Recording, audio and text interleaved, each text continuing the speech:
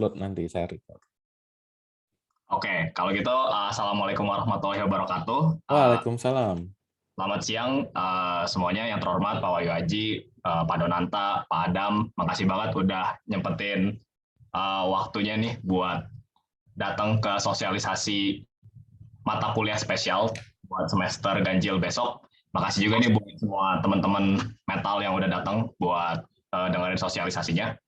Mungkin nanti buat teknisnya kayak kalau dari Pak Wahyu mungkin jelasin dulu aja, habis itu sesi Q&A-nya di akhir aja mungkin kira-kira kalau Ya, gitu gimana Pak? itu nggak masalah. Yes. Oke deh, kalau gitu mungkin langsung aja kali ya, Ya, buat Pak Wahyu tempat, waktu dan tempat saya persilahkan kalau gitu. baik. Terima kasih, Aufa. Ya, saya izin share screen sebentar. Share screen. Hup. Apakah bisa terlihat PPT-nya ya? Oke Pak, udah kelihatan Pak. Oke ya. Baik, Pak Donanta, saya izin presentasi ya, Pak. Monggo kula aturaken Komandan. Oke. Terima kasih. Baik, Assalamualaikum warahmatullahi wabarakatuh. Selamat siang buat semuanya ya, terutama Pak Donanta, Pak Adam ya. Ini kenapa banyak ininya ya? Sebentar. Saya stop dulu, saya share-nya itu aja deh. Salah, bukan stop video, stop share. Karena kalau saya share itu kelihatan semua nanti itu. Sebentar share screen. Ini pasti ada yang rahasia. Karena desktopnya kebanyakan aneh-aneh, Pak. Kembali lagi bisa kelihatan PPT-nya? Sudah bisa Oke terlihat. ya. Baik, jadi hari ini kita agendanya adalah sosialisasi mata kuliah spesial untuk S1 ya. Jadi mata kuliah S1 itu mata kuliah spesial terdiri dari kerja praktek dan tugas akhir ya. Nah, tugas akhirnya nanti juga akan di breakdown jadi seminar dan skripsi ya. Nah, sekarang kita masuk dulu ke bagian kerja praktek gitu ya. Kita masuk ke kerja praktek ya. Tapi sebenarnya kita mundur sedikit, ya apa sih sebenarnya mata kuliah spesial? Gitu ya. Mata kuliah spesial itu sebenarnya ada yang bilang mata kuliah spesial, ada yang bilang mata kuliah khusus gitu ya, itu sebenarnya sama aja gitu ya. Nah, apa sih definisinya? Definisinya adalah suatu mata kuliah yang memerlukan dosen pembimbing dalam pelaksanaannya, gitu ya. Jadi kalau misalnya mata kuliah yang lain kan nggak ada, jadi kalian ikut dalam satu kelas ya ada dosen penggabungnya di situ, ya. Kalau definisi mata kuliah spesial itu ada dosen pembimbingnya. Jadi kalian nanti mengambil mata kuliah ini itu biasanya ada dosen pembimbing, ada dosbingnya, ya baik KP, seminar, skripsi, itu tesis bahkan, gitu ya. Jadi kita ada dosen pembimbing, kemudian ini akan bisa dibuka di semester ganjil dan genap. Ya, biasanya mata kuliah spesial itu bisa dibuat ganjil genap. Ya, seminar, skripsi itu bisa diambil di semester 8, semester 7 gitu, bisa diambil dimanapun gitu ya. Kemudian memiliki nilai BS, ya, nilai BS itu berarti belum selesai.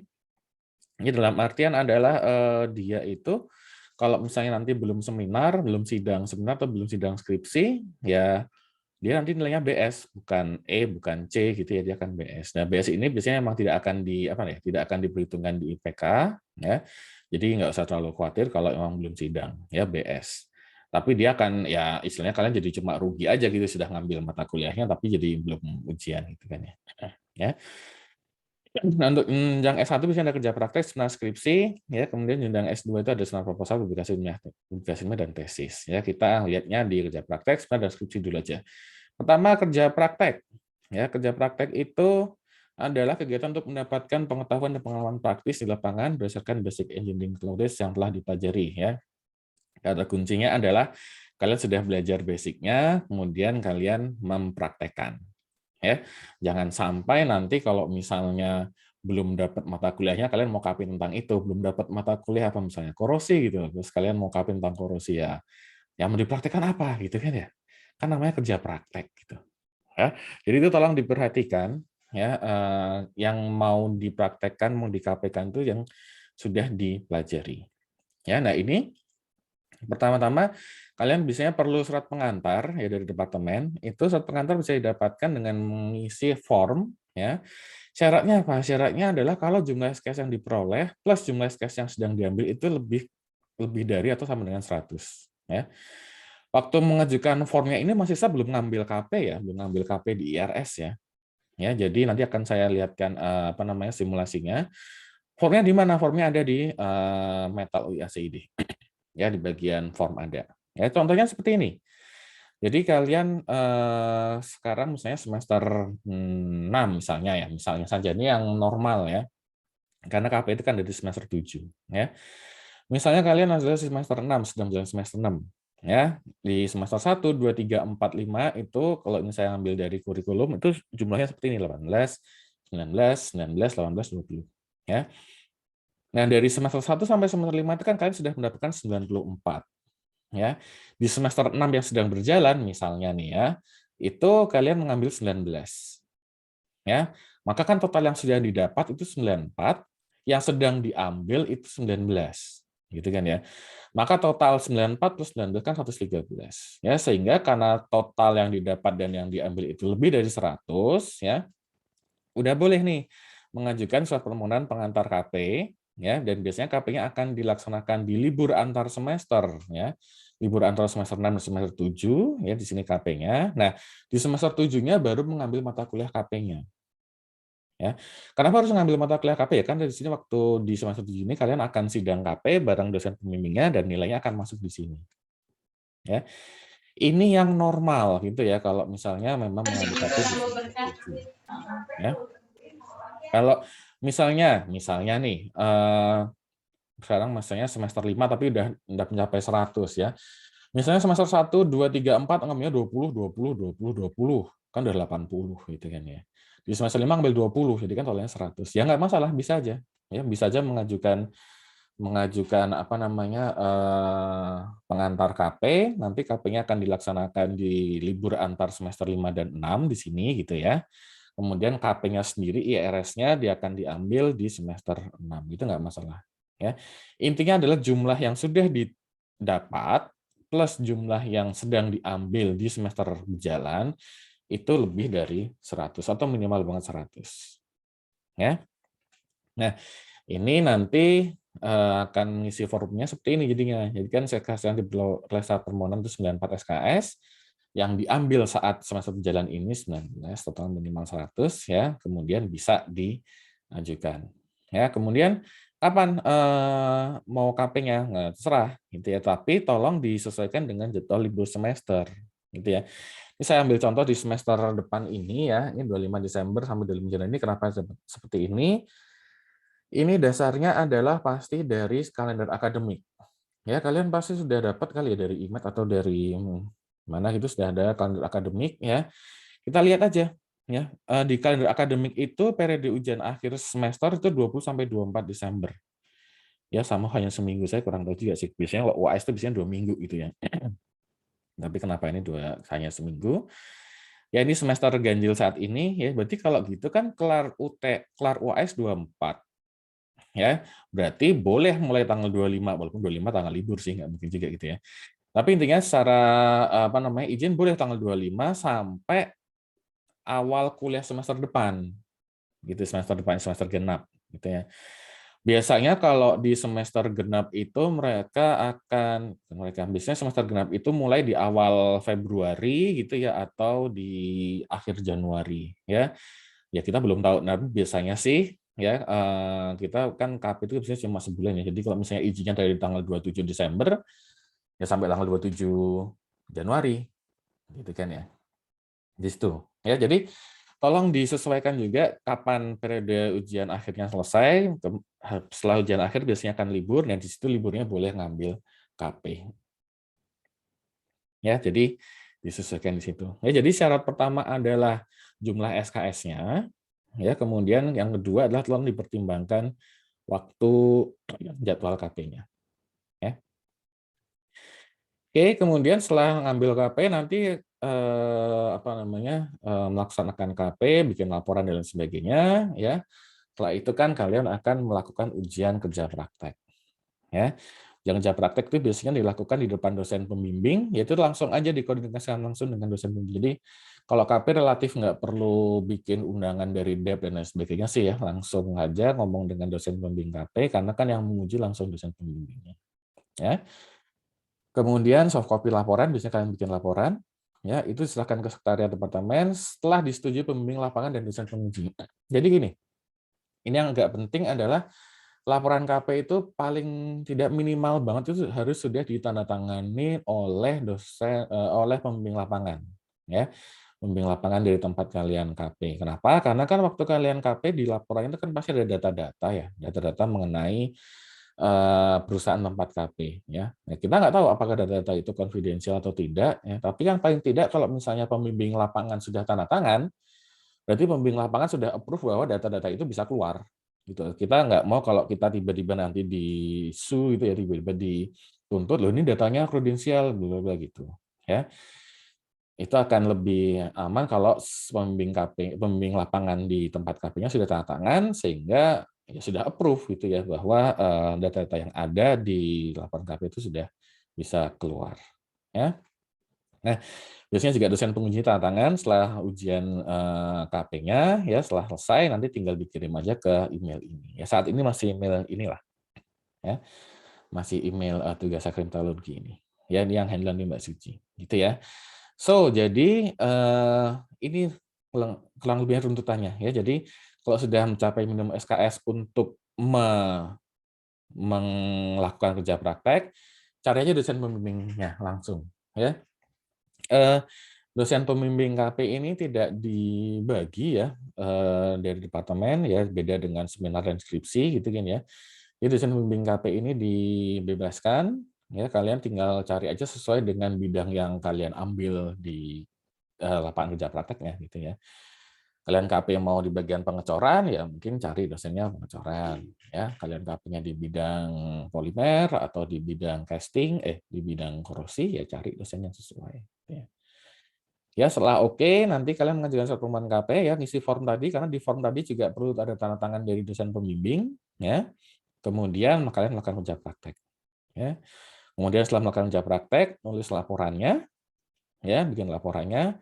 Biasanya akan presentasi di lokasi KP dulu, ya, udah oke. Kemudian presentasi di kampus di depan dosen pembimbing KP-nya, ya. Kemudian mengumpulkan laporan kerja praktek, kemudian dapatkan nilai. Ya, jadi ini kurang lebihnya ya runtutan atau apa namanya aliran gitu ya, aliran langkah flowchart-nya gitu ya, flowchart yang kalian lakukan dari awal sampai dapat nilai KP. Ya, gitu. Oke, ini yang KP, kemudian beberapa pertanyaan, ya, beberapa pertanyaan yang sering muncul ya. Pak, saya belum capai SKS minimum. Jadi misalnya total yang sudah diperoleh ditambah total yang sedang diambil itu belum mencapai 100, misalnya 98 atau 99 atau 97 gitu ya. Itu biasanya saya akan menanyakan gitu ya, kok bisa? Kalau udah semester 6 misalnya gitu kan ya. Udah semester 6 kok bisa belum nyampe, itu kenapa? Jadi akan kami lihat case by case basis. Jadi enggak saklek ya, kita lihat ada yang diperbolehkan, ada yang tidak diperbolehkan. Ya. Misalnya kadang-kadang ya karena misalnya di salah satu semesternya dia memang ada semester yang dia ngambilnya nggak banyak, kemudian di semester 6 dia somehow nggak sampai 100 gitu kan ya. Ya oke lah itu mungkin masih bisa ya. Atau misalnya ada yang anak semester 4 atau semester 5 udah mau ngajuin KP, ya kan nggak bisa gitu kan ya. Nah, semester 4 semester 5 mungkin kalau yang normal belum sampai 100 masih jauh dari 100 ya kita larang ya. Jadi kalau belum mencapai SKS minimum ya ditanyakan saja gitu ya, nanti akan kita lihat case by case-nya seperti apa, ya. Oke, kemudian jadwal KP nggak dalam liburan atau tumpang tindih dengan jadwal kuliah, ini nggak boleh, nggak bisa. Ya, kita nggak bisa melakukan surat izin gitu ya, untuk KP di bulan kuliah. Ya, saat ini seperti itu. Oke, nanti ada tambahan informasinya, tapi ini yang normal gitu ya, ini kondisi normal. Ya, kondisi normal nggak mungkin kalian KP di saat kalian mengambil kuliah atau KP di saat bulan kuliah. Ya. Itu jadwal KP sedikit melewati masa liburan. Jadi misalnya tadi kita liburnya sampai tanggal 31 Januari misalnya, ya. Nah, kalian minta KP-nya ternyata sampai tanggal 3 Februari. Itu kan cuma sedikit banget tuh ngelewatin masa liburan. Ya surat izin dari departemennya akan tetap sampai tanggal 31 gitu ya, sampai tanggal di mana liburan itu ada gitu ya. Jadi kalau misalnya kalian nanti realnya akan bablas sampai melewati masa liburan, ya itu tanggung jawab kalian sendiri ya.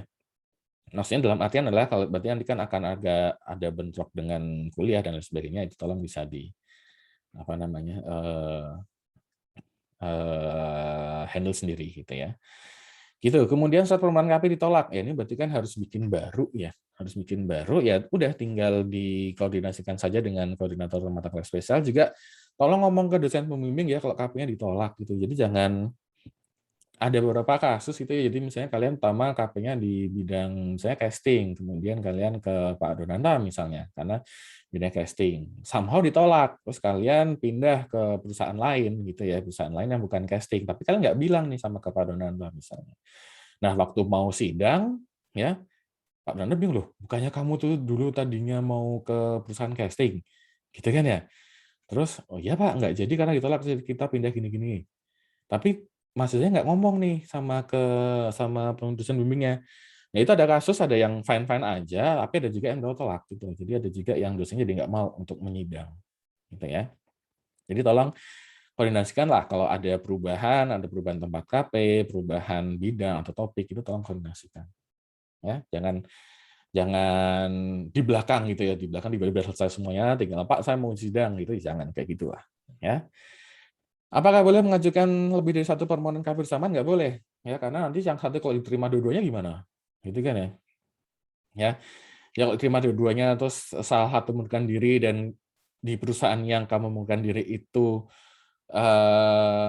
tidak mempermasalahkan ya nggak apa-apa gitu sebenarnya. Tapi kalau misalnya tiba-tiba loh, ini kok ada mahasiswa dari UI nih gitu ya, misalnya di UI udah minta KP terus nggak jadi, terus kita di blacklist itu kan jadi nggak enak gitu ya. Itu aja sih sebenarnya alasannya. Ya, ambil satu dulu, fixin dulu kalau sudah dia ditolak, ya udah baru cari yang lain, gitu ya. Jadi jangan dua, kalian ambil tiga gitu, semuanya ajukan, ya. Kemudian semua diterima, kemudian yang dua jadi mundurkan diri itu kan itu tadi takutnya kita di blacklist aja. Kan kasihan adik-adik kelasnya, adik juniornya gitu mau KP ke situ jadi nggak bisa lagi. Gitu ya. Ini saya bilang di sini karena kadang-kadang apa ya istilahnya ya, ada permohonan yang kalau double saya bisa tahu, saya bisa tanyain sih sebenarnya gitu loh, "Kebetulan kamu udah ngajuin dari kemarin kenapa?" gitu ya. Tapi kadang-kadang saya juga lupa namanya gitu kan ya. Jadi ya intinya tolonglah kalian bisa mengatur jangan lebih dari satu dalam satu saat ya, gitu. Kemudian apakah bisa melakukan kerja praktik tanpa syarat permohonan dari departemen? Ini tidak jarang, tidak sering juga, tapi pada prinsipnya bisa sebenarnya ya. Maksudnya seperti ini, misalnya kalian mengajukan kerja praktek di tempat, di lokasi yang kalian punya koneksi, gitu kan ya. Kalian punya koneksi, atau milik salah satu saudara gitu ya, atau salah satu dari keluarga gitu kan, jadi nggak perlu surat pengantar, ya nggak masalah gitu pada intinya sih sebenarnya. Ya, tetap aja bisa KP di sana kalau nggak perlu surat pengantar gitu. Ya surat pengantar itu biasanya emang diminta dari perusahaannya gitu ya, tapi just in case perusahaannya nggak minta ya kalian nggak masalah juga bisa KP. Ya. Ini nggak sering, nggak jarang juga. Saya tahu ada beberapa ya mahasiswa yang nggak pakai surat permohonan. Ya. Kemudian perusahaan KP memerlukan dokumen tambahan dari departemen. Ini kadang-kadang perusahaan KP-nya minta suatu statement gitu ya bahwa mahasiswa ini akan mengadakan KP gitu ya, perlu tanda tangan dari departemen. Ini bisa kontak saja ke dosen pembimbing ya. Biasanya sih paling gampang dosen pembimbingnya mau gitu ya, mau untuk menandatangani statement atau apa gitu ya. Kalau misalnya dosen pembimbingnya tidak berkenan ya ke kami saja, ke koordinator mata kuliah spesial, biasanya saya tanda tangan, nggak masalah ya. Kecuali kalau diminta memang pimpinan itu jarang sih ya, jarang sih diminta pimpinan fakultas atau pimpinan departemen, biasanya sampai ke koordinator juga sudah cukup. Gitu ya. Ini untuk dokumen. Ya. Nah, ini yang sering banget saat ini ditanyakan, khusus pandemi. Ya. Apakah bisa melakukan kerja praktek dengan metode online? Saat ini, ya selama masa pandemi ini kita memperbolehkan, ya dari departemen memperbolehkan melaksanakan KP dengan metode online, tapi syaratnya tempat KP-nya juga support ya. Jadi jangan sampai kalian minta online, padahal kalau tempat KP-nya nggak bisa gitu ya. Jadi jadinya ribut sendiri gitu. Ya. Jadi untuk masa pandemi ini, ya departemen memperbolehkan. ya untuk KP dilaksanakan online tapi dengan syarat tempat KP-nya bisa tuh ya metode online internship atau KP ya. Nah, ini pertanyaan yang sangat sering saat ini gitu ya, karena KP metode online apakah boleh dilaksanakan selama masa kuliah gitu ya. Jadi gini, kalau sampai saat ini ya kalau jawaban sakleknya itu memang tidak boleh gitu ya. Masih belum diperbolehkan KP selama masa kuliah walaupun online ya. Tetapi banyak masukan ya baik dari IMED, baik dari teman-teman sendiri juga gitu ya. Sekarang itu sudah masa pandemik, mencari tempat KP-nya susah gitu ya. Dapat pun kadang-kadang jadwalnya terpaksa sama kuliah, itu jadi gimana gitu kan ya, apakah harus jadi nggak boleh sama sekali gitu ya. Ya. Nah ini akan kami pertimbangkan, ya kembali lagi jadi case by case basis gitu ya. Jadi pengajuan izin KP selama masa kuliah, ini akan kita pertimbangkan, di departemen juga gitu. Jadi kalian coba saja ajukan gitu ya, nanti akan kita lihat apakah visible atau tidak, ya. Kenapa sih sebenarnya ya, kenapa sih ada yang mau tanya mungkin, kenapa sih, malah kan online, harusnya kan nggak ganggu gitu ya. Ya, saya sedikit cerita, ya di masa pandemi dulu awal-awal ya, jadi sekitar bulan April 2020 itu, semenjak semuanya lockdown, itu, KP-nya saya sebenarnya memperbolehkan KP online ya, di masa kuliah. Jadi waktu semester ganjil ya, ganjil 2020-2021 itu sempat boleh sebenarnya ya. Waktu KP online jadinya tidak mengganggu kuliah. Hanya masalahnya di akhir 2020 dan awal 2021 saya bisa bilang ada tiga kasus gitu ya, ada 3 kasus dari dosen yang ada kalau nggak salah satu mahasiswa itu tidak ikut UAS dan 2 mahasiswa itu bukan terlambat ya, tidak mengikuti di minggu pertama kuliah, ya. Alasannya karena KP, gitu kan ya. Jadi setelah ditelisik, ya, harusnya sih bisa sih mahasiswa itu ikut UAS itu ya, bisa mahasiswa itu ikut, kuliah di minggu pertama awal semester, ya cuma tidak semuanya lah ya, tapi ada lah ya mahasiswa yang menggunakan KP ini sebagai alasan gitu ya, entah apapun tujuannya gitu ya. Sehingga karena ada kasus seperti ini ya, sehingga di semester genap kemarin ini, genap 2020-2021 ini saya terpaksa menyetop gitu ya. Jadi walaupun mau online nggak boleh di masa kuliah gitu ya. Itu sempat berjalan ya, sehingga di belakang-belakangan ini tadi saya bilang, banyak nih yang sulit banget ya dapat tempat KP di masa pandemik ini juga, ya dapat tempat KP pun juga apa namanya, jadwalnya mungkin pas di, bulan kuliah. Jadi kalau tidak diperbolehkan terus ya, kalian kapan kok KP-nya gitu kan ya, seperti itu jadinya. Jadi oke lah nanti kita kita berikan kebijakan ya, diajukan dulu saja, nanti akan kita lihat ya, satu. Kedua juga, kami juga sudah apa namanya, komunikasi juga dengan Ilumet ya. Ilumet akan membantu juga ya. Ilumet akan membantu mencarikan tempat KP, ya tapi itu ya ada kemungkinan besar bahwa waktu KP-nya itu pasti akan bentrok dengan masa kuliah itu seperti apa, gitu ya.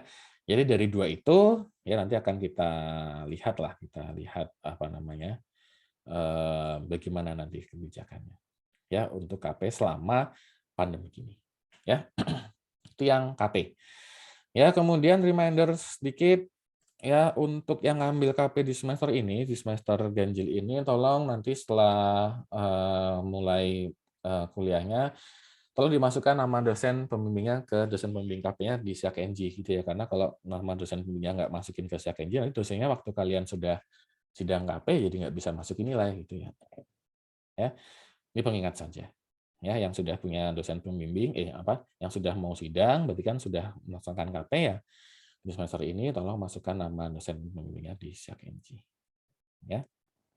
Oke, ini yang untuk kerja praktek.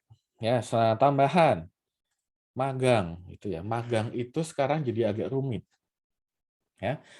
Kenapa rumit? Karena kalau dulu itu simple, kalau mau, internship ya, mau kerja praktek dengan SKS ngambilnya MK kerja praktek, kalau mau kerja praktek tanpa ngambil SKS, ngambilnya magang gitu kan ya, sama aja gitu ya, tapi nggak pakai SKS ya. Sekarang magang jadi banyak banget dipakai terminologinya, jadi kita agak sedikit bedakan kali ya, magang yang tanpa SKS, ya magang tanpa SKS itu berarti magang yang seperti dulu, jadi kalian cuma pengen aja kerja di suatu perusahaan itu ya, waktu ngisi liburan mungkin ya, atau waktu apa gitu ya, tapi tanpa SKS, ya. Sekarang di kurikulum 2020 ada mata kuliah pilihan namanya magang industri dan magang umum, ya. Ini ada lagi, beda lagi aturannya. Ya. Belum lagi yang sangat-sangat ramai sekarang, ya, magang kampus Merdeka, ya, karena Merdeka Belajar Kampus Merdeka ini, yang 20 SKS. Ya.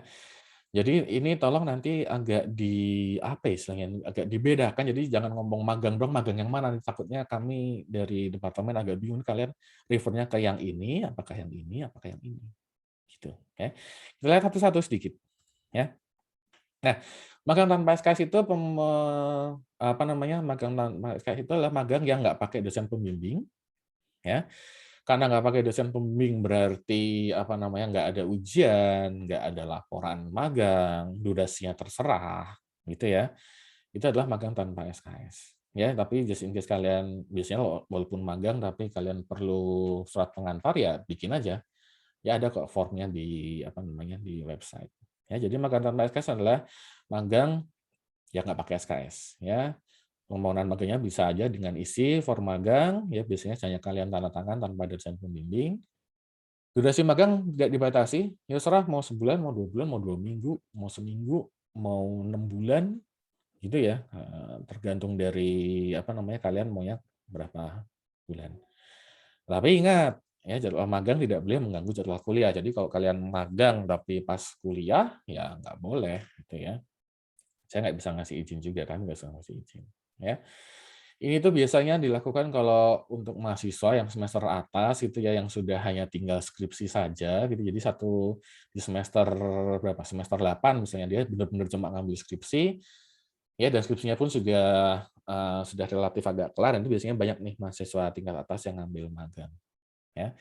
Nah, apa boleh Pak kalau gitu, ngambil magang tapi ambil skripsi juga? Ya biasanya saya akan minta ya, "Bener nggak kamu cuma ngambil skripsi?" Saya minta IRS-nya gitu ya.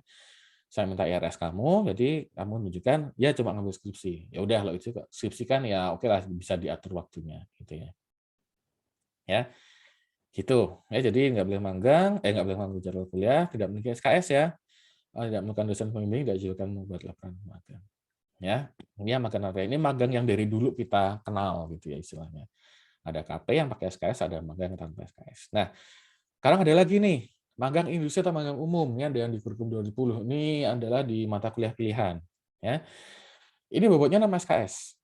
Ya, kalau kalian ngambil bobotnya 6 SKS, ya teknis pelaksanaannya ya, teknisnya juknisnya sama dengan kerja praktek. Jadi kalian harus nyari dosen pembimbing, nanti kalian bikin laporan, nanti kalian akan sidang magang industri atau magang umum dan lain sebagainya. Jadi sama persis dengan kerja praktek, ya. Durasi magangnya minimal 3 bulan. Di sini kita mengambil angka 3 bulan karena kalau di KP yang biasa itu kan 2 SKS, 2 SKS itu 1 bulan minimal. Ya, KP jangan lupa KP itu minimal 1 bulan ya. Oke. Karena dia 2 SKS 1 bulan, kalau 6 SKS berarti kali 3 gitu kan ya. Ya as simple as ya 1 bulan kali 3, jadi minimal 3 bulan. Ya. Ini kemudian magang dapat dilakukan pada masa kuliah, tapi mahasiswa nggak boleh ngambil mata kuliah yang tatap muka. Gitu ya. Jadi kalian hanya boleh ngambil, magang industri plus KP, atau magang industri plus seminar, atau magang industri plus skripsi. Ya, jadi nggak boleh yang mata kuliah, tatap muka gitu ya. Ya.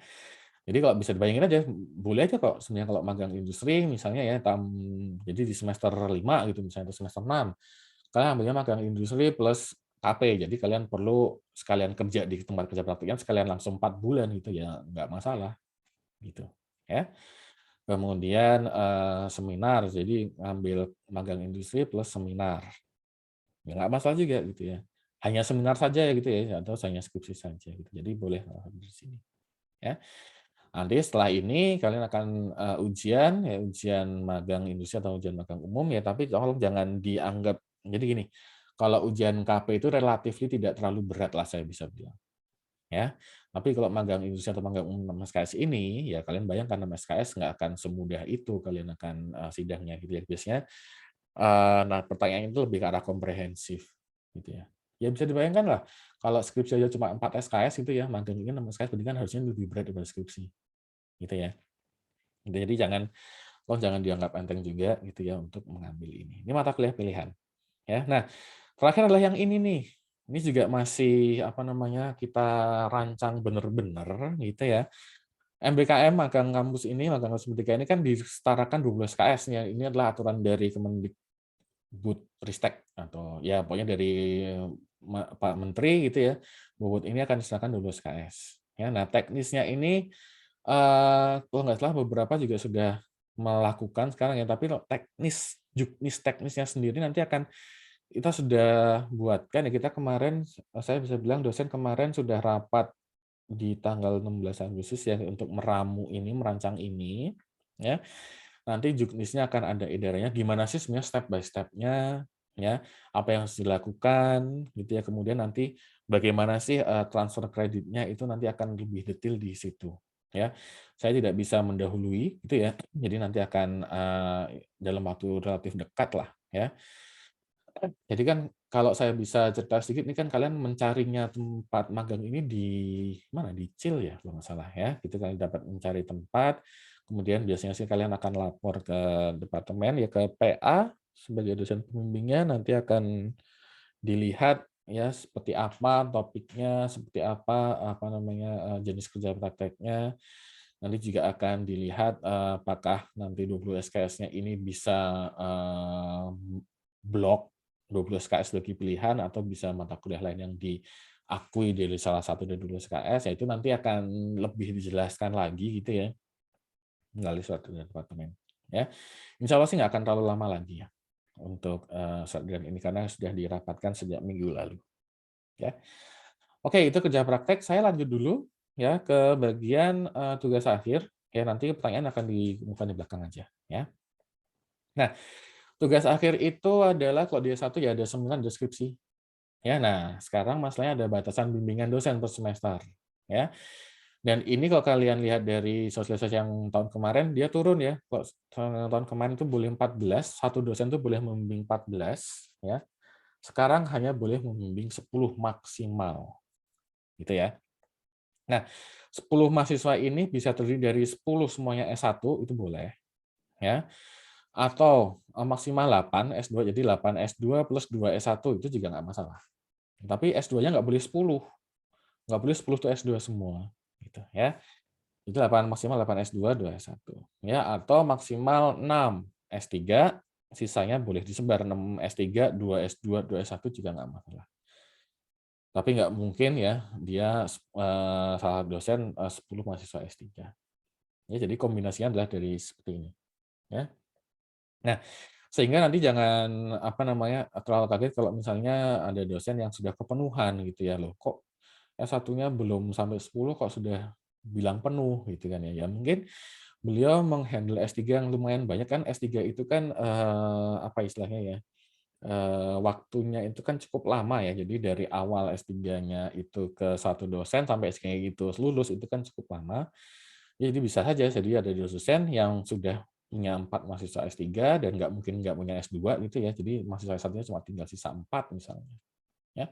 4 S3, 2 S2, 4 S1 gitu ya. Ya seperti itulah kondisinya. Ya ini adalah suatu aturan yang bisa kalian lihat juga ya di Peraturan Rektor tentang penyelenggaraan program sarjana ya nomor 16 2020 ya. Sini. Nah, ini adalah batasan bimbingan dosen per semester. Ya kita lihat seminar. Seminar itu adalah membahas topik penelitian. Jadi sebelum kalian itu mau melakukan penelitian, kan kalian bikin rencananya gitu ya, rancangannya. Topiknya apa sih? Topiknya apa, gimana kalian akan melaksanakannya, apa saja pengujiannya, apa sih yang akan kira-kira didapat. Nah, itu diambil di mata kuliah seminar. Ya, persyaratan mata kuliah seminar adalah jumlah SKS minimal 105, ini biasanya nggak mungkin nggak tercapai gitu ya, udah semester 7 soalnya ya. Nggak mungkin nggak tercapai. Gitu ya. Kemudian ya diambil gitu ya di IRS ya, mata kuliah seminarnya ya di waktu pengisian IRS ya. Jadi sebenarnya itu adalah rancangan ya, rancangan kalian mau melaksanakan penelitian apa sih gitu, di nanti untuk tugas akhirnya gitu ya. Nah, untuk seminar ini dibagi ya. Jadi kalau tidak salah itu 20%, top 20% per angkatan ya yang mengambil itu akan dibagi salah, yang top 20% itu boleh bebas memilih dosen pembimbingnya ya dengan catatan dosen pembimbingnya itu masih available lah ya, tadi kita bilang ya, jangan sampai saya pengen sama bapak ini gitu ya, tapi bapak ini udah penuh tapi saya ngotot ya nggak bisa juga gitu ya. Kalau udah penuh ya nggak bisa ya. Jadi boleh milih. Selain yang 20% itu akan dibagi oleh Pak, Sakade, Pak Sedip atau, kalau nggak salah kali ini Pak Doni ya, koordinator ya. Gitu ya, selain dari yang 20% ini akan dibagi, ya. Nah, kalau misalnya ada yang special case, ya, special case dalam artian, apa namanya, maksudnya lebih cepat, misalnya dia somehow 3,5 tahun atau 3,5 tahun mah bisa langsung dibagi sih sebenarnya. Tapi biasanya lebih lambat, jadi dia baru mengambil mata kuliah, apa namanya, seminar itu di semester ke-8 atau semester 9 bahkan, atau semester 10 gitu ya. Jadi yang sudah sangat senior ini kan kalau sudah terlalu lambat, kemudian apa namanya, bagi ke satu dosen dan tidak sesuai kan bisa agak-agak susah gitu. Jadi kalau yang special case nanti akan kita review lagi lah, ya. Jarang sih ini, ya biasanya sih tetap dibagi, tapi just in case diperlukan tetap bisa kita review, ya. Oke. Kemudian, periode seminar. Oh, sidang seminarnya itu ya, jadwal sidang seminarnya kan ditetapkan oleh, departemen, tapi biasanya sih saya minta tolong ke dosen pembimbingnya untuk apa namanya, menentukan, ya. Kemudian untuk ujian sidang seminar ya, itu biasanya tim pengujinya adalah satu dosen pembimbing dan satu dosen penguji, biasanya 2 yang normal, ya. Just in case diperlukan, bisa ada satu penguji lapangan. Jadi biasanya kalau dosennya itu punya kerjasama dengan suatu institusi yang lain, ya biasanya jadinya 3 deh, gitu, ya. Tapi minimal sekali memang satu dosen pembimbing dan satu dosen penguji, ya untuk sidang seminar, ya. Nah, kapan sih, jadwal periode seminarnya ini ya, kita lihat contohnya di ini ya, di apa namanya, kalender akademik yang sedang berjalan, ya. Ini kita tinggal ikuti aja. Jadi di kalender akademik ini ada batas akhir penyerahan karya ilmiah siap uji tahap 2 itu 10 Desember 2021, ini di sini, ya. Ini yang merah ini kan kita UAS nih, ya. Nah, ternyata dari FT ya, itu menentukan bahwa maksimal kalian kalau mau sidang itu harus sudah menyerahkan draft-nya ke departemen itu tanggal 10, which is jauh ya, lumayan jauh ya sebelum UAS gitu, ya. Kemudian batas ujian sidang, jadi batas sidang sebenarnya itu 7 Januari di sini, ya.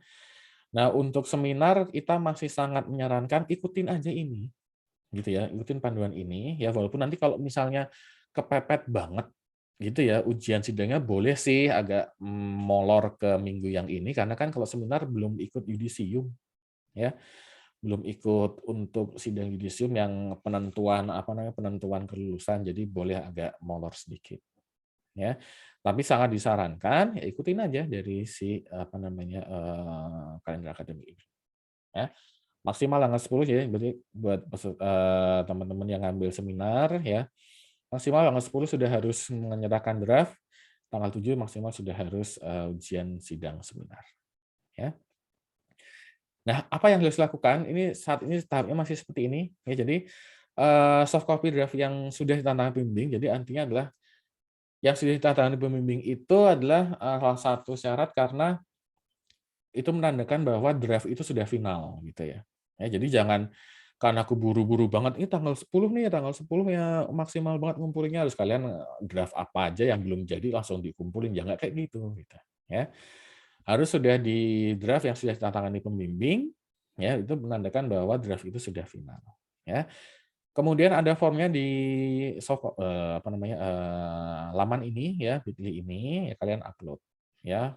Diisi formnya, di formnya itu ada isian nama, NPM, nama dosen pembimbing, nama dosen penguji, ya, kemudian jadwal, itu sudah harus diisi. Ya, kemudian, upload juga draft-nya.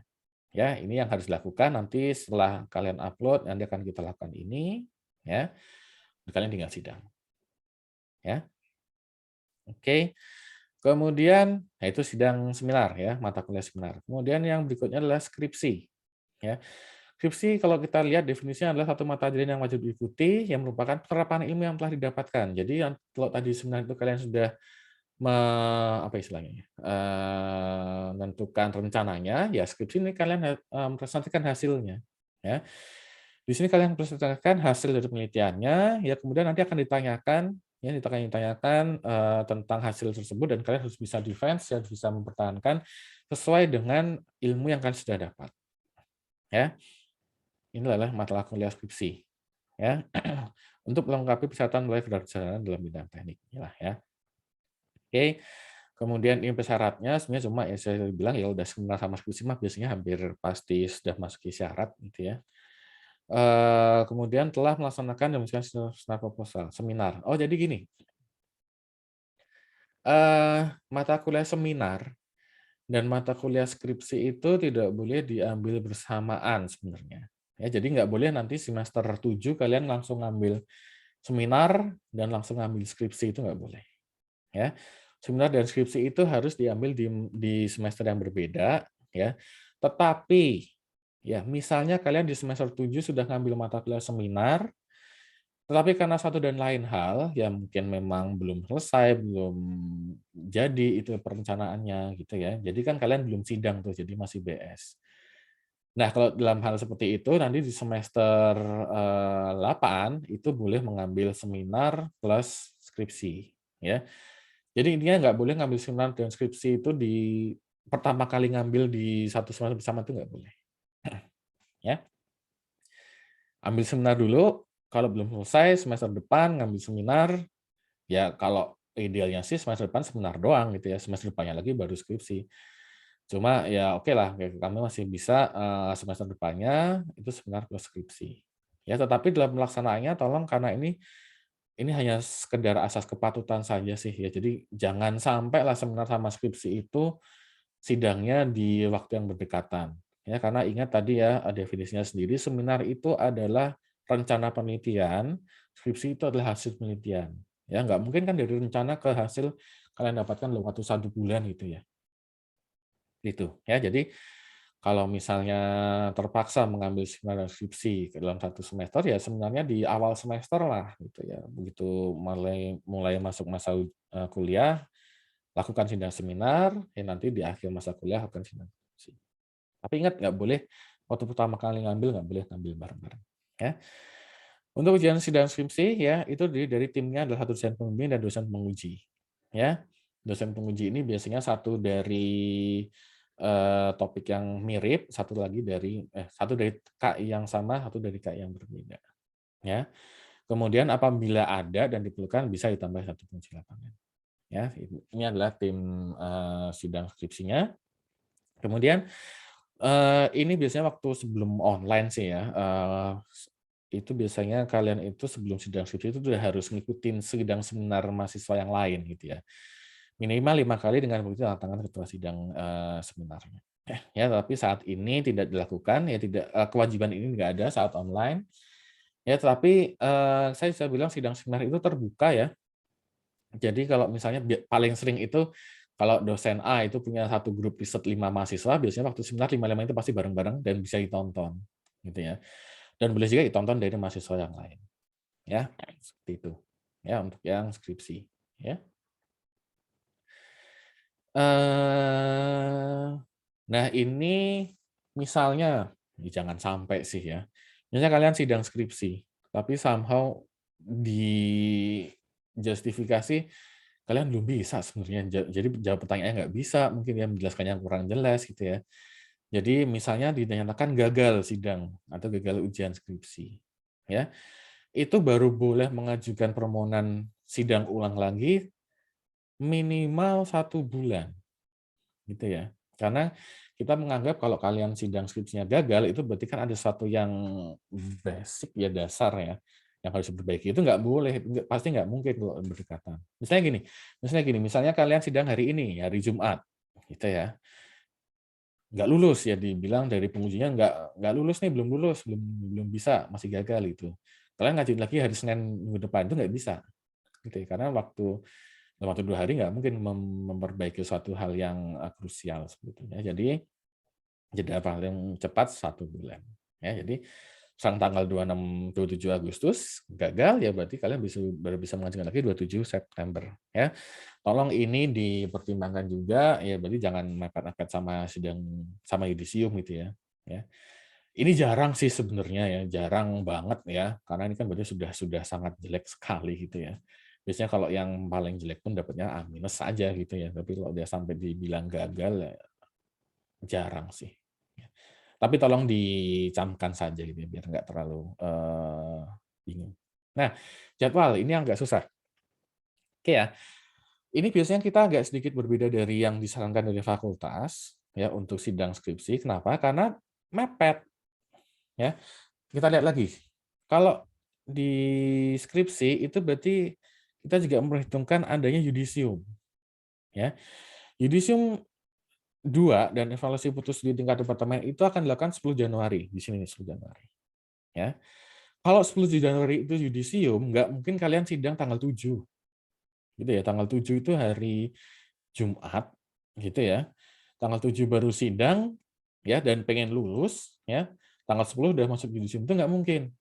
Ya, karena kan untuk diyudisiumkan itu berarti kan eh, apa namanya skripsinya sudah harus selesai. Ya.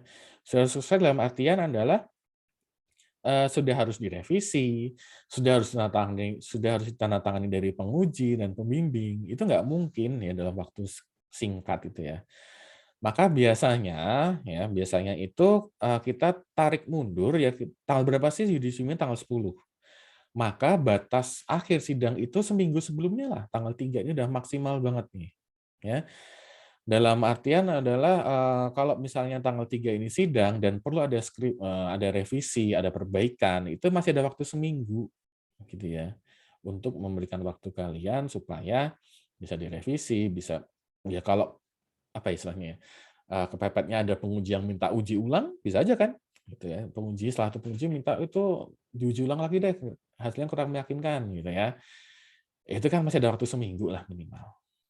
Ya, jadi ini yang buat teman-teman yang mengambil skripsi ya mungkin agak sedikit ya nanti biasanya akan kita ingatkan lagi sih di belakang-belakang ya sewaktu sudah mulai masa-masa ujian ya. Ini biasanya lebih awal ya. Ini untuk batas akhir sidangnya ya. Kemudian batas akhir penyerahan draftnya mah samain aja sama si fakultas biar lebih gampang kalian itunya ancer-ancernya gitu ya. Hanya ini aja sih. Ya batas akhir sidangnya itu biasanya kita ajukan ya minimal seminggu sebelum yudisium. Ya ini pasti juga udah gedubrakan nih saya yakin nih ya mahasiswanya. Karena kan perlu revisi, perlu nyari ke tantangan pembimbingnya, perlu nyari tantangan pengujinya, belum lagi harus diupload ke Wiana gitu kan ya. Pasti gedubrakan. Ya, intinya sih sejauh mungkin lah, seawal mungkin lah ya untuk ujian sidang skripsi ya gitu ya. Jangan mepet-mepet dengan yudisium. Ya, gitu. Oke, sama prosedurnya. Ya, prosedurnya adalah mahasiswa menyiapkan soft copy yang sudah tertangani, berarti yang sudah final, upload ke Google Form, yang nanti akan kita buatkan undangannya, ya, kemudian kalian sidang. Ya, apa namanya, online-nya sih biasanya dari pembimbingnya ya. Mau pakai Teams, pakai Zoom sih, kami mempersilahkan gitu ya. Dulu awal-awal seringnya pakai Teams, sekarang lebih suka pakai Zoom ya monggo-monggo saja, tapi biasanya sih direkam. Ya. Oke. Sedikit tambahan ya. Apabila 2 semester berturut-turut itu tidak selesai, jadi gini, kalian ngambil skripsi atau seminar lah. Atau skripsi sih paling sering ya.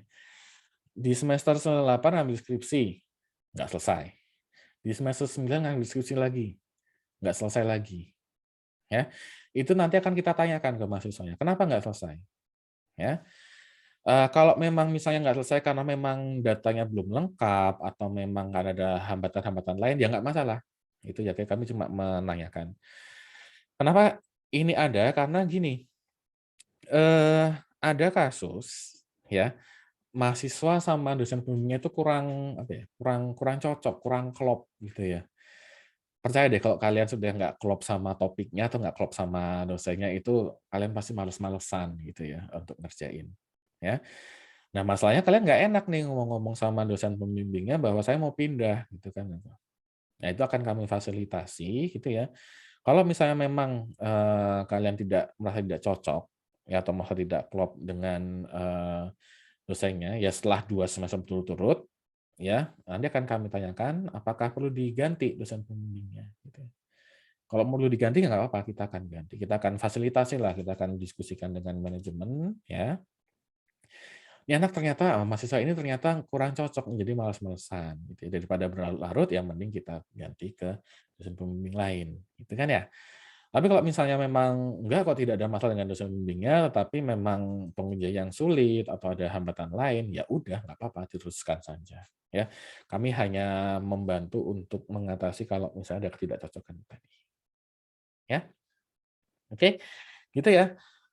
Kemudian yang terakhir adalah ini sudah selesai dari slide saya, yang terakhir adalah ini sedikit pengumuman saja ya bahwa nanti mulai semester depan ada pergantian ya, untuk mata kuliah koordinator mata kuliah spesialnya, ya nanti, mulai semester depan, mulai sekarang sebenarnya itu akan digantikan oleh Pak Donanta ya, untuk koordinator mata kuliah spesialnya. Jadi nanti kalau kalian perlu KP, perlu seminar, perlu skripsi, perlu tanya bisa ke Pak Donanta. Dan saya percaya Pak Donald juga sudah akan jauh lebih update ya mengenai tadi ya mungkin MBK dan sebagainya ya. Jadi nanti bisa langsung ke Pak Donald saja ya. Kemudian juga untuk kalab teknologi fisik juga diganti dari saya ke Bu Sotia. Jadi nanti teman-teman yang ngambil skripsi, ngambil seminar kalau memang memerlukan apa namanya izin ke lab DT langsung kontak saja ke Bu Sotia ya, bukan ke saya lagi ya. Oke ya. Tapi yang penting ini ya, koordinator MK sosial Pak Nonton mungkin juga dibantu oleh Pak Adam ya, karena ini cukup ribet juga nih aturan seperti ini, ya. Oke, saya rasa sih cukup itu ya yang saya bisa sampaikan ya, saya mending kita buka pertanyaan saja ya apabila ada pertanyaan dari teman-teman mahasiswa ya, karena akan lebih jelas lagi gitu, ya. Baik mungkin, sekian dari saya balikan ke Alfa ya. Oke, makasih banyak nih buat Pak Wahyu Aji nih penyampaiannya udah komprehensif dan lengkap banget. Makasih banget Pak. Hmm, Oke, mungkin yes, sebelum kita buka pertanyaan nih Pak buat mahasiswa, yap. ada batas pertanyaannya mungkin dari Pak Wahyu Aji atau gimana? Saya sih sebenarnya nggak membatasi ya. Tapi jangan banyak-banyak juga gitu ya. Mungkin kita batasi time limit aja mungkin ya, sekarang jam berapa ya? Sekarang jam 13.54. Mungkin 14.15 kali maksimal atau 14.30 gitu ya, biar nggak terlalu kelamaan juga gitu, ya. Oke deh, kalau Mungkin gitu. atau mungkin Pak Doni ada masukan Pak? Gimana Pak? Ya, izin Pak Wahyu Haji, Mas Yes. Alfa. Saya nggak tahu ini acaranya sampai jam berapa nih direncanakan oleh IMET ya, Mas Hmm. Alfa. Sebenarnya sih ini menyesuaikan sama Pak Wahyu Aji, Pak Donanta, dan Pak Adamnya aja sih. Kira-kira sampai jam berapa gitu bisanya. Baik, jadi jika diizinkan, sebenarnya Yes. ada pesan dari Pak Kadep dan Pak Sekdep untuk bisa menyampaikan juga, terutama tadi yang disampaikan Pak Wahyu itu mengenai tugas akhir atau skripsi. Jadi kalau boleh, ini disampaikan sebentar oleh Pak Adam, baru nanti Hmm. sekalian tanya jawab. Boleh tidak? Boleh. Ya, Jadi, boleh banget Pak, silakan Pak. Ya. alhamdulillah. Baik, sebelumnya barangkali saya sampaikan dulu ya. Tadi Pak Wahyu Haji sudah sampaikan. Mohon izin, saya ini pakai masker, saya di kondisinya di rumah tapi agak di luar, dan anggota keluarga ini banyak yang riwa-riwi. Saya sendiri komorbid, jadi saya harus jaga ini. Mohon maaf, bukan tidak sopan begitu ya. Yang pertama, terima kasih Mas Wahyu atas penyampaiannya tadi. Saya pikir betul kata Mas Afwa ya, ini sudah komprehensif, jadi mudah-mudahan nanti tidak banyak pertanyaan. Yang kedua itu adalah saya mengucapkan selamat nih kepada Pak Wahyu Haji yang meneruskan lagi untuk sekolahnya di S3. Kita doakan bersama teman-teman juga agar beliau ini Amin. diberikan kelancaran, kesuksesan dalam menempuh S3-nya. Amin, Pak Wahyu ini luar biasa nih, gelar masternya 2 gitu ya. Jadi luar biasa. Yang terakhir apa Pak? Master of Engineering. Ya. Alhamdulillah. Selamat ya Pak Wahyu ya. Jadi namanya di belakangnya tambah 2 lagi Enggak. tuh, MT dan MN. Ya. Aduh. Baik, saya mungkin tambahkan juga sedikit pengumuman. Tadi sudah disampaikan Pak Wahyu ya, untuk kuota mahasiswa. Nah, ini sedang masih kita garap untuk bisa mendapatkan pembimbingnya, gitu ya.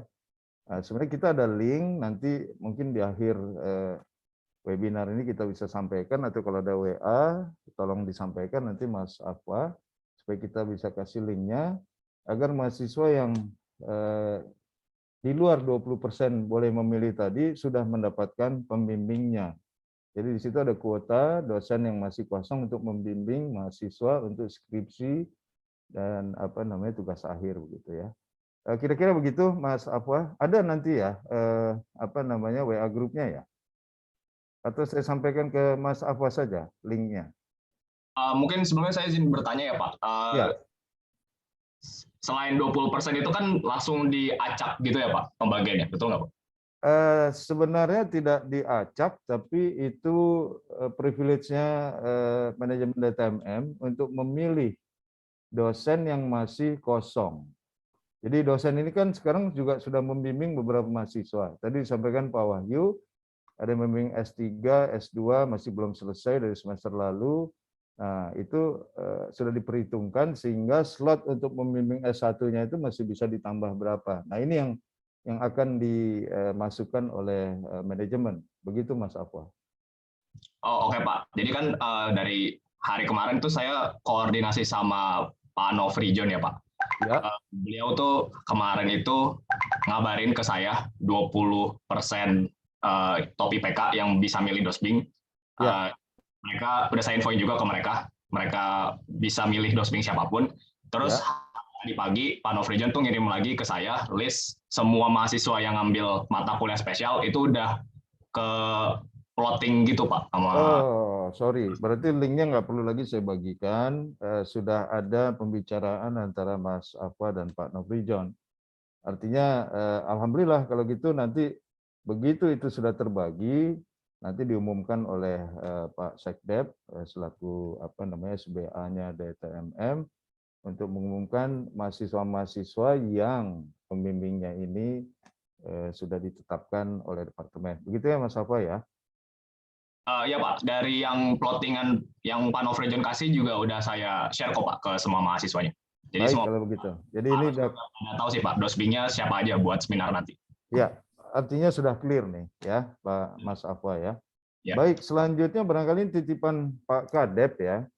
Nanti akan disampaikan oleh Pak Adam. Ini berkaitan dengan masalah pandemi.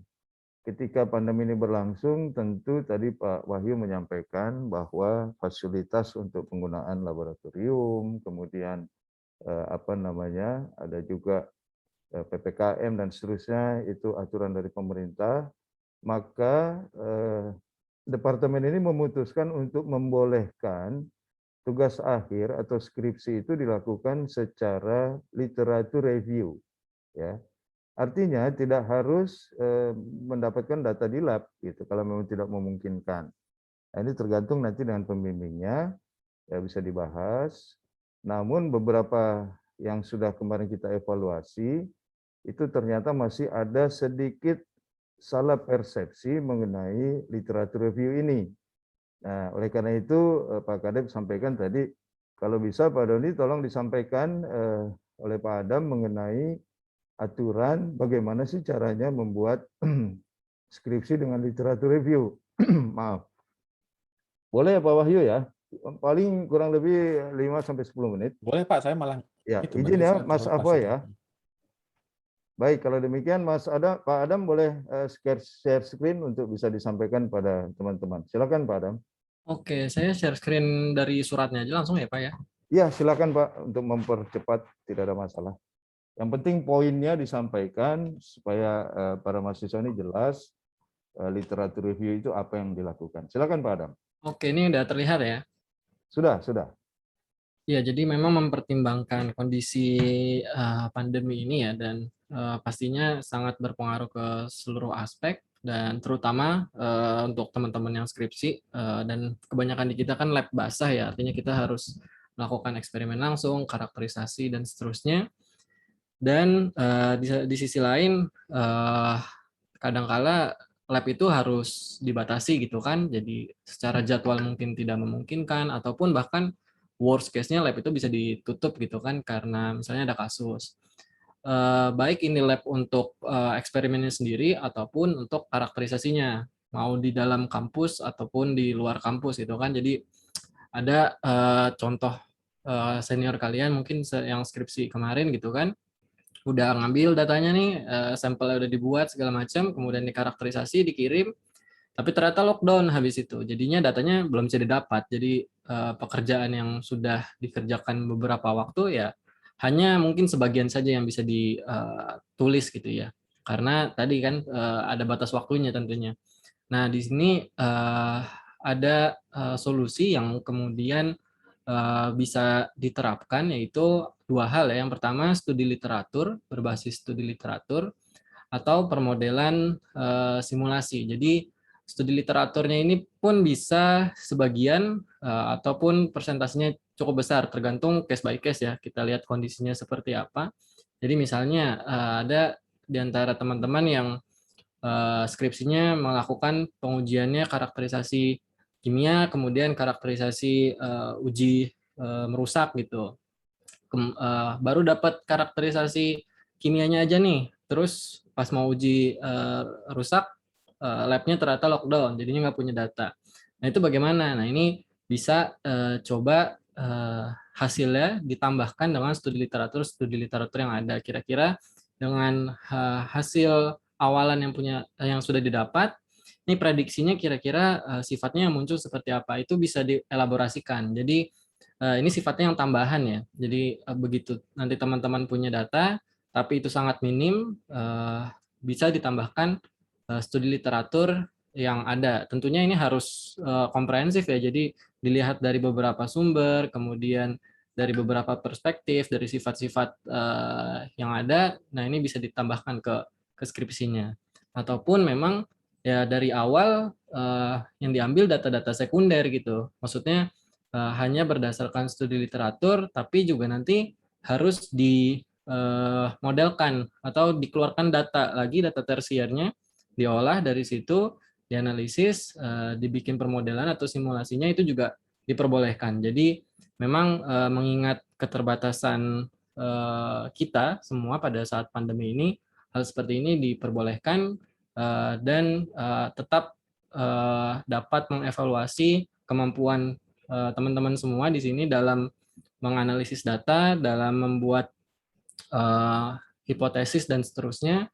Jadi apa yang diharapkan dari keluaran dari skripsi ini tetap bisa didapatkan gitu ya. Nah ini yang jangan sampai salah persepsi.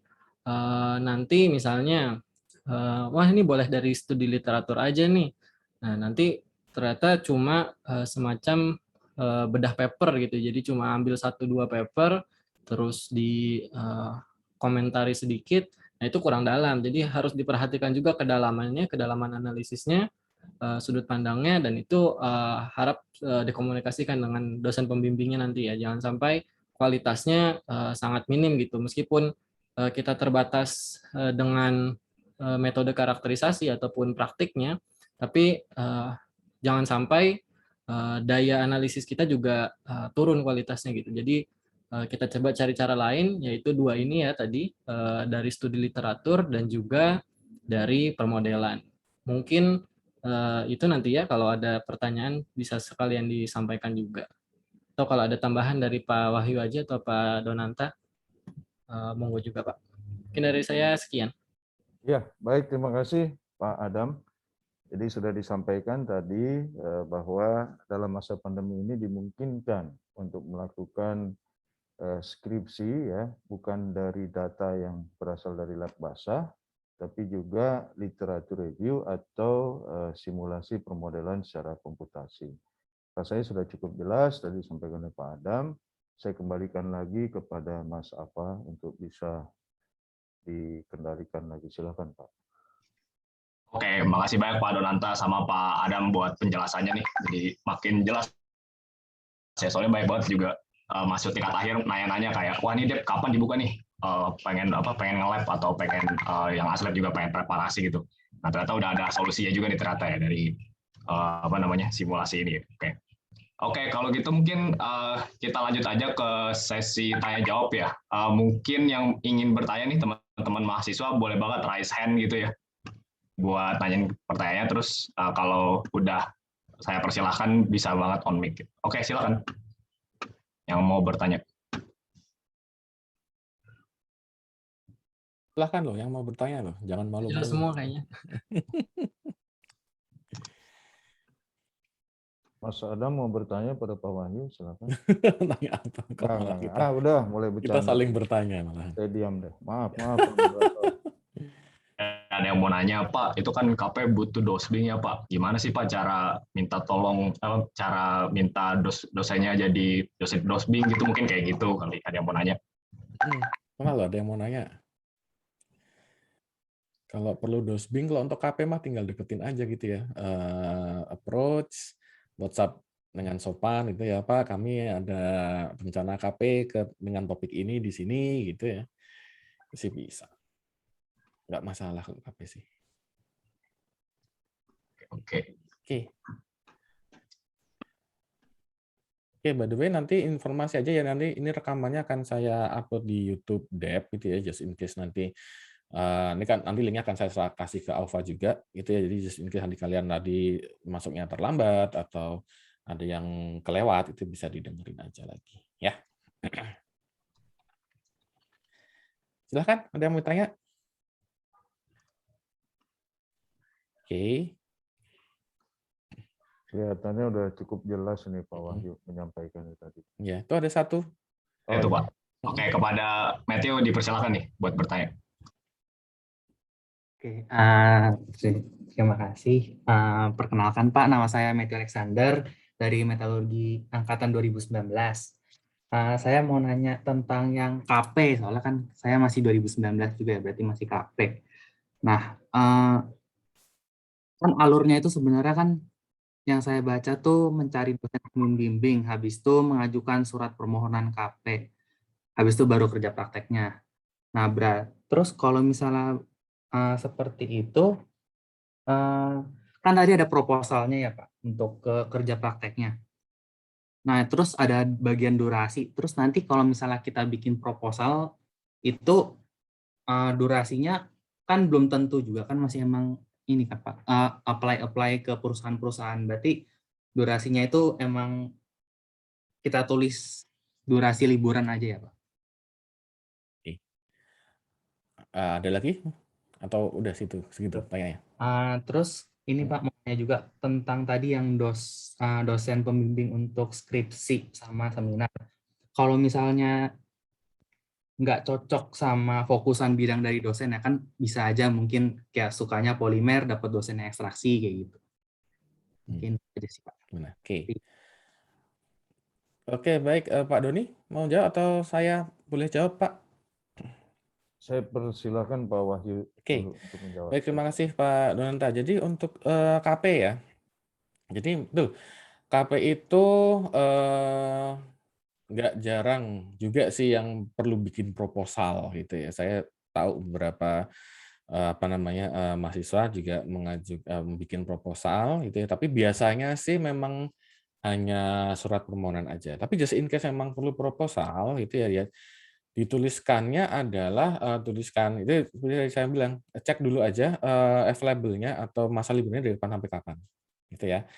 Dari 25 Desember sampai 25 Januari gitu. Itu kamu propose di situ aja gitu ya. Nanti kan biasanya dari pihak sana akan melihat proposalnya gitu ya. Kemudian apabila nanti dari sana tidak bersedia tanggal segitu ya agak susah sih memang. Ya dalam artian kalau misalnya nggak bisa nih kalau di Desember Januari biasanya Februari Maret itu. Nah, kalian juga harus bilang bahwa Februari Maret itu adalah masa kuliah gitu ya. Jadi jangan diiyain juga itu, diiyain nanti ya bakal susah gitu kan ya. Dalam artian nanti kalian KP pas itu juga namanya kuliah juga gitu. Ya. Itu ya, kemudian kalau masalah KP seperti kalau masalah dosen pembimbing skripsi ya itu memang agak sulit gitu memang sebenarnya ya. Kalau misalnya memang minatnya adalah di bidang A tapi kebetulan kebagiannya di bidang B gitulah ya. Paling gampang sih diskusikan saja gitu ya dengan dosen pembimbing yang kalian dapatkan, gitu ya. Kemudian apa sih solusinya yang ditawarkan dari dosen pembimbing tersebut gitu ya. Paling gampang sih gitu, karena saya juga yakin sih kalau kalian tadi saya tadi bilang ya, kalau topiknya itu kalian nggak cocok bakal lama deh. Alhamdulillah bisa selesai gitu ya. Bisa jadi nggak selesai kalau topiknya nggak sesuai. Jadi dibicarakan saja dengan dosen pembimbing yang kalian dapatkan, ya. Sebenarnya saya pengennya ke sini gitu. Ya nanti biasanya dosen pembimbingnya tersebut akan punya jalan atau solusi seperti apa. Ya, itu Mateo ya. Ada yang belum saya jawab nggak ya kira-kira ya? Itu aja sih Pak yang saya tanya. Ya, kurang lebihnya sih kayak gitu. Ya. Oke. Baik, terima kasih Pak. Mhm. Kalau Ya, nanti kalau ada tambahan boleh ya Pak? ya, boleh saya tambahkan. Mhm, Matthew bagus pertanyaannya yang kedua. Jadi mhm, di situ ditanya bagaimana Pak jika kami itu mengambil topik yang ternyata misalnya Anda berminat di polimer, tapi saya kebagian dosennya Pak Adam begitu ya, atau Pak Wahyu begitu. Yang notabene mereka itu di kelompok ilmu yang bukan polimer. Jadi dalam raker 2 tahun lalu itu sudah diputuskan bahwa untuk skripsi, artinya tugas akhir mahasiswa S1, dosen itu boleh lintas ilmu, nggak ditentukan bidangnya. Memang alangkah baiknya kalau bidangnya sama ya, inline. Tapi misalnya saya terpaksa membimbing korosi karena anaknya mau korosi, ya enggak masalah juga. Itu diperkenankan. Yang tidak boleh itu adalah untuk anak S2, mahasiswa S2 dan S3. Itu betul-betul harus sudah diarahkan. Jadi di kami tidak ada masalah ya selama ini. Misalnya Mas Matthew minatnya kemana? Lebih ke manufaktur sih Pak sebenarnya. Manufaktur. Nanti yang bimbing Pak Khalid gitu ya, nggak apa-apa juga. Dianggap Pak Khalid itu ya semua dosen itu yang berkiprah di kita untuk S1 itu dianggap sudah bisa membimbing. Ya, tapi alangkah baiknya memang jika bisa inline begitu. Mungkin tambahan saya itu Pak Wahyu. Terima kasih. Ya, terima kasih Pak. Nah, jadi gitu ya, Matthew ya. Jadi makanya tadi saya bilang, konsultasikan saja dengan pembimbing yang didapat, ya nanti pasti beliau ada solusinya lah, ya. Gitu Matthew ya. Oke, baik. Terima kasih Pak Wahyuji, terima kasih Pak Donanta. Sama-sama Matthew. Oke, makasih banget Matthew buat pertanyaannya. Kalau gitu saya persilakan lagi nih buat mahasiswa-mahasiswa yang lain mau bertanya nih, mumpung masih ada Pak Wayaji, Pak Donanta, Pak Adam gitu. Oke, kepada Anissa Haya nih dipersilakan. Terima kasih Aufa. Assalamualaikum Pak Wahyu Haji, Pak Donata, sama Pak Adam. Nama saya Disa Haya, saya izin bertanya terkait magang industri Pak. Sebelumnya kan dijelaskan bahwa durasinya minimal 3 bulan ya Pak. Nah untuk yang semester genap itu setahu saya liburnya durasinya sekitar 2 bulan ya Pak. Berarti apakah sisa 1 bulannya itu boleh dalam durasi masa perkuliahan ya Pak? Kemudian pertanyaan berikutnya terkait kalau magang industri kan juga ada sidangnya ya Pak. Nah kalau sidangnya itu harus ada batas akhirnya itu apakah sesuai dengan kalender akademik atau bagaimana ya Pak? Terima kasih Pak. Ya.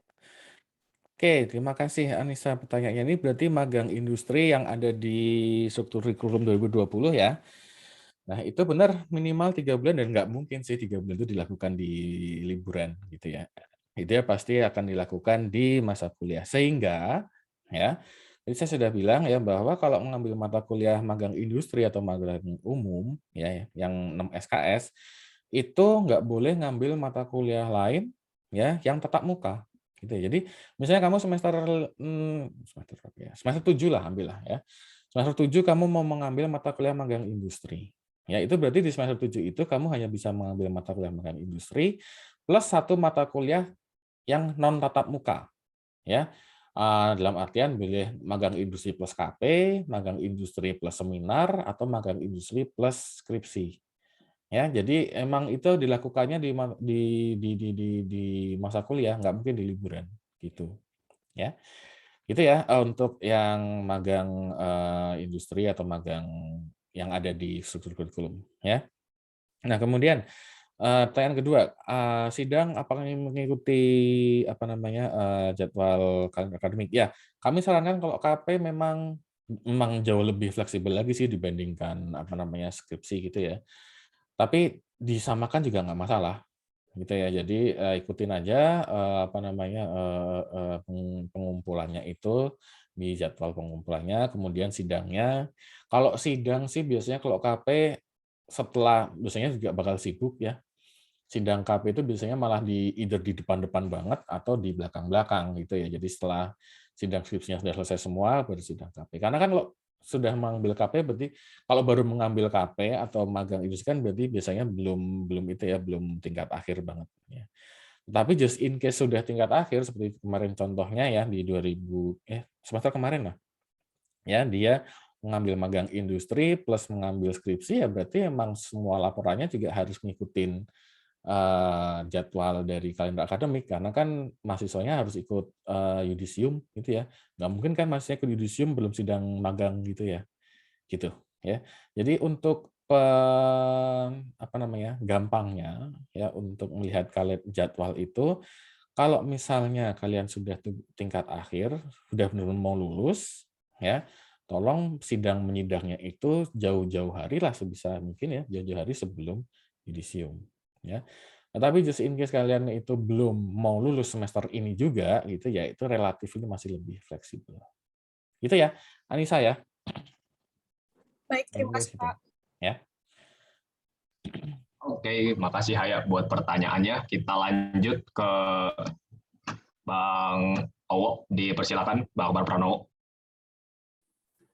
Iya, makasih Alfa. Sebelumnya perkenalkan Pak Wahyu Haji, Pak Donanta, dan Pak Adam.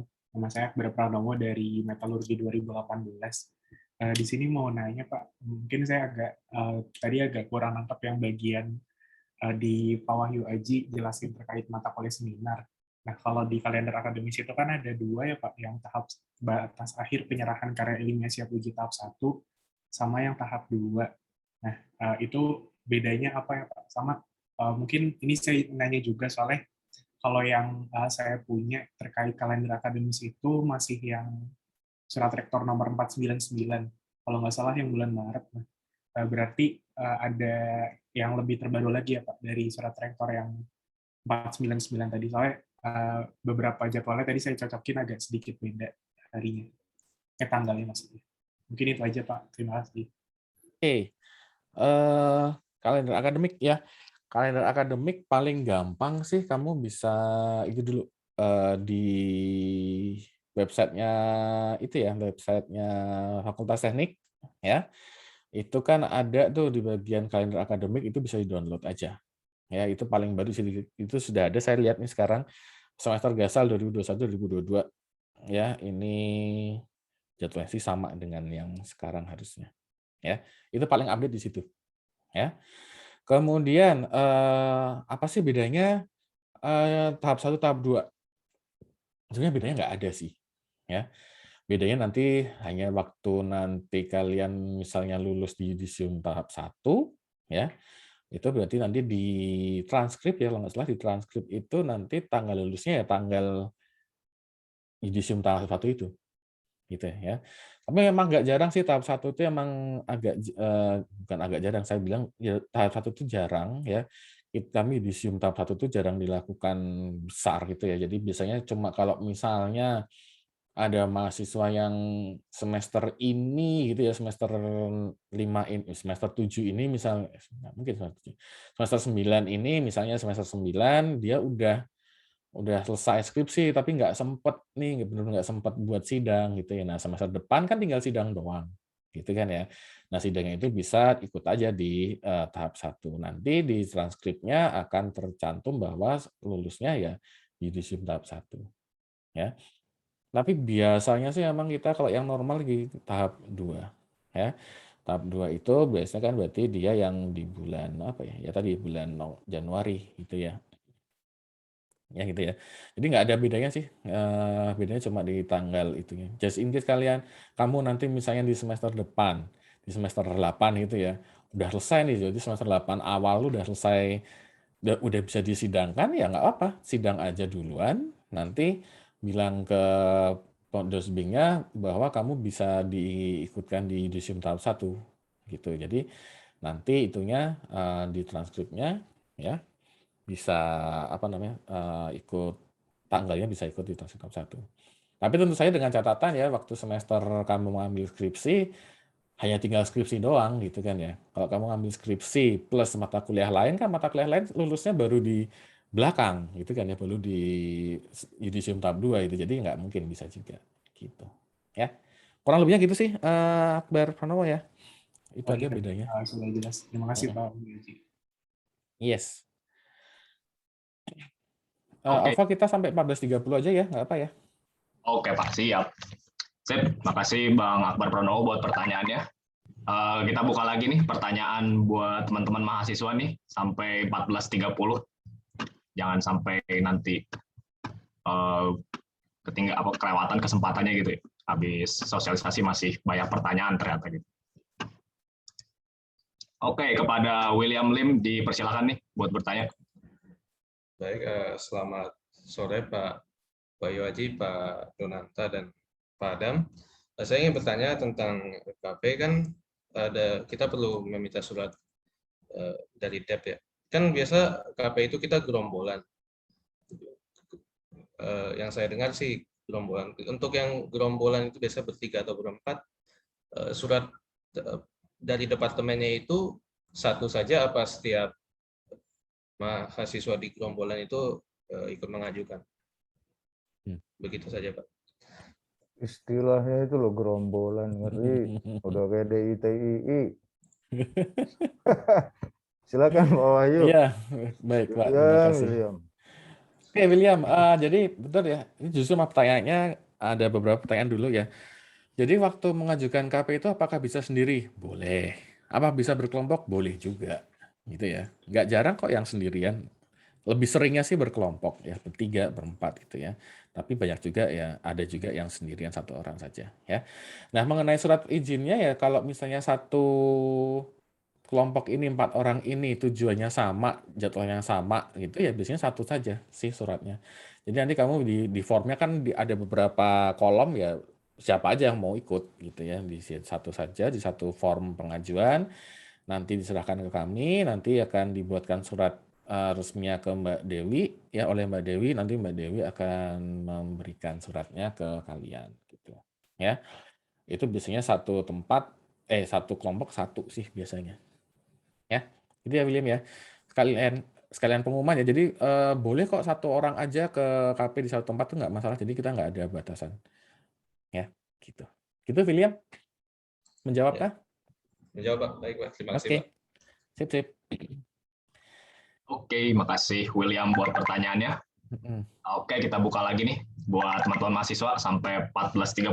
Silakan yang mau bertanya.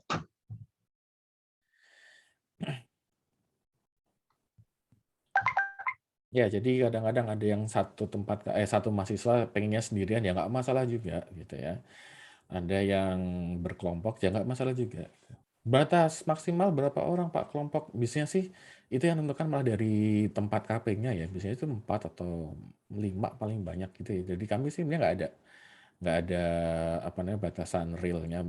Bersepuluh kalau tempat KP-nya mau ya silakan aja gitu kalau tempat KP-nya bersedia menerima 10 gitu. Ya. Yang penting kalau dari saya sih itu tadi jangan dalam satu waktu mengapply di 2 tempat atau 3 tempat yang bersamaan gitu ya. Karena takutnya aja sih kita nanti di blacklist sama perusahaan nanti udah minta KP, nggak jadi gitu kan kita yang di blacklist kan kasihan kitanya. Kasihan adik-adikmu gitu ya, adik-adik kalian juga gitu ya. Gitu deh. Tapi kalau misalnya itu kan boleh berapa aja gitu tadi Pak Wahyu mention katanya bisa sampai 10. Tapi kan kalau yang saya ingat di surat di formulir KP-nya kan ada batas jumlah namanya gitu ya. Ada mungkin seingat saya itu 4 gitu ya Pak. Ya. Itu berarti gimana Pak? Apa dipecah jadi 2 kelompok aja? Apa jadi 2 surat aja gitu atau gimana tuh Pak? Ya biasanya saya kalau nggak salah 4 atau 5 sih di kolomnya itu. Itu kan saya bikin 5 itu karena biasanya sih maksimal banget emang 5 gitu ya. Tapi just in case banget emang berenam digabungin aja nggak apa-apa. Kalian ketik ulang nggak apa-apa kok itunya, Oh, formnya ya. Kalian ketik ulang asal formatnya sama gitu ya. Kemudian baru diserahkan ke Dep untuk dibuatkan surat resminya gitu ya. oke. Makasih banget Pak. Oke. Ini kepada teman-teman mahasiswa nih yang masih mau bertanya nih, tinggal 4 menit lagi. Ya, satu pertanyaan terakhir deh, gitu. Ada yang nggak? Masa kita yang nanya? Nggak mungkin banget lah ya. Ya, gitu ya. Dan tolong jangan lupa pengingat dari Mbak Sukma, jangan ngambil mata kuliah KP semester ini ya. Tolong jangan lupa dimasukin nama dosen pembimbing KP-nya. Jadi supaya nanti dari Dep bisa verifikasi dan dosen pembimbingnya setelah kalian sidang bisa dimasukin nilainya gitu ya. Karena kadang-kadang sering nih kalau KP itu sering yang kelupaan gitu ya, nggak masukin nama dosbingnya di Siak NC. Ya, tolong jangan lupa ya. Oke. Oke, mungkin sambil nunggu yang bertanya, mungkin saya yang bertanya kalau gitu Pak. Kira-kira mungkin saya tapi lebih ngewakilin ini sih, beberapa kasus-kasus pertanyaan mahasiswa yang ditanya ke saya mungkin ya. Jadi ada yang nanya, kalau kelompok KP itu boleh campur nggak sih? Maksudnya ada batasan kelasnya nggak sih Pak? Apa anak rek harus sekelompok sama anak reguler atau anak cuma boleh sama anak paralel gitu, atau mungkin boleh digabung gitu Pak? Ya, boleh kalau digabung. Jadi biasanya sih emang nyampur-nyampur gitu ya. Tapi biasanya nyampur-nyampur reguler paralel gitu ya, reguler KKI gitu boleh nyampur-nyampur. Tapi jangan terus ngajakin dari departemen lain ya, karena bingung juga itu yang nanti itu ya sistemnya gimana. Ya, jadi misalnya kamu punya teman anak TI gitu ya, kemudian mau KP satu tempat, terus anak TI-nya juga nitip bikin surat pengantar dari metal, itu kayaknya sih nggak bisa. Saya takutnya ada administrasinya berbeda dari Dep kita dengan Dep TI gitu ya. Jadi satu Dep boleh aja mau campur-campur, mau angkatannya beda juga boleh gitu ya. Selama semuanya angkatannya beda itu, selama semuanya tentu saja ya minimum SKS-nya sudah terpenuhi gitu ya. Ya, jadi mau yang 2009, 2018 sama mungkin ada yang 2017 belum selesai gitu ya, 2017 sama 2018 itu ya boleh-boleh aja. Oke. Berarti boleh campur-campur, reguler paralel boleh campur berarti ya Pak? Boleh campur, nggak masalah. Waktu itu juga pernah ada yang nanya sama saya Pak. Dia nanya ke saya, Pak boleh nggak sih kalau saya ambil seminarnya di semester 6, terus semester 7-nya dia mungkin mau magang dulu atau mau ambil mata kuliah lain. Skripsinya di semester 8 Pak. Jadi itu lengkap gitu Pak. Itu kira-kira boleh nggak sih Pak? Dan itu mempengaruhi status cum laude gitu Pak kalau kayak gitu? Oh, kalau status cum laude-nya sendiri itu kan yang penting dia dalam masa studi maksimal 4 tahun dan tidak ada yang mengulang gitu ya. Jadi lengkap-lengkap nggak masalah. Nah, lengkap-lengkap itu sendiri kalau dari koordinator spesial sih nggak akan masalah. Tapi nanti apakah dosen pembimbingnya mau tuh gitu kan ya? Dosennya apa mau loh, kamu kok nggak semester depan nggak ngambil itu gitu. Nah, itu sudah urusan dengan dosen pembimbingnya. Tapi kalau dari sistem akademiknya sih nggak masalah. Mau 6 sama 8 sih nggak masalah, 7 sama 8 nggak masalah juga. Gitu ya. Cum laude juga itu tadi ya, ada itunya sendiri ya, tidak tergantung sama lengkap-lengkapnya, tapi ada persyaratnya sendiri. Ya. Berarti emang tergantung dari dosen pembimbingnya ya, tapi kalau dari segi sistemnya nggak apa-apa ya Pak berarti? Nggak apa-apa sih, nggak masalah. Oke, makasih banyak Pak. Oke, ini ternyata ada yang nanya lagi nih Pak. Ya, terakhir ya, Akbar Pranowo ya. Terakhir nih kepada Bang Akbar Pranowo, dipersilakan. Iya Pak, mohon izin nanya lagi Pak. Tadi kan Pak Wahyu Haji bilang yang terkait KP yang masukin nama dosen pembimbingnya di Siak NG. Nah itu cara masukinnya gimana ya Pak? Soalnya saya masih belum nampak. Nah terus sama satu lagi, tadi kan kalau di seminar atau di sidang offline itu kan kita harus datang ke 5 seminar atau sidang teman kita yang lain ya Pak, yang 5 sidang terus dapat tanda tangan di sidang. Nah kalau semisal mekanismenya online masih ada atau seperti apa? Ya, saya jawab yang 2 dulu ya. Untuk yang minimal menonton 5 itu untuk online saat ini nggak ada ya, nggak sama sekali nggak diwajibkan. Ya disarankan aja sih ya. Jadi mendingan kamu waktu seminar itu kamu nonton juga seminar di mahasiswa yang lain. Buat apa sih sebenarnya? Buat supaya tahu kalau dosen itu kira-kira nanya itu bagian apa sih gitu ya. Pertanyaan-pertanyaan itu kayak apa sih? Jadi kalian bisa lebih mempersiapkan waktu nanti di skripsi, ya. Itu satu, itu yang dua ya. Yang satu untuk teknisnya, saya sebenarnya malah nggak tahu Mbak Sukma bisa itu nggak ya di bagian mananya Mbak Sukma ya untuk ngisi nama ya?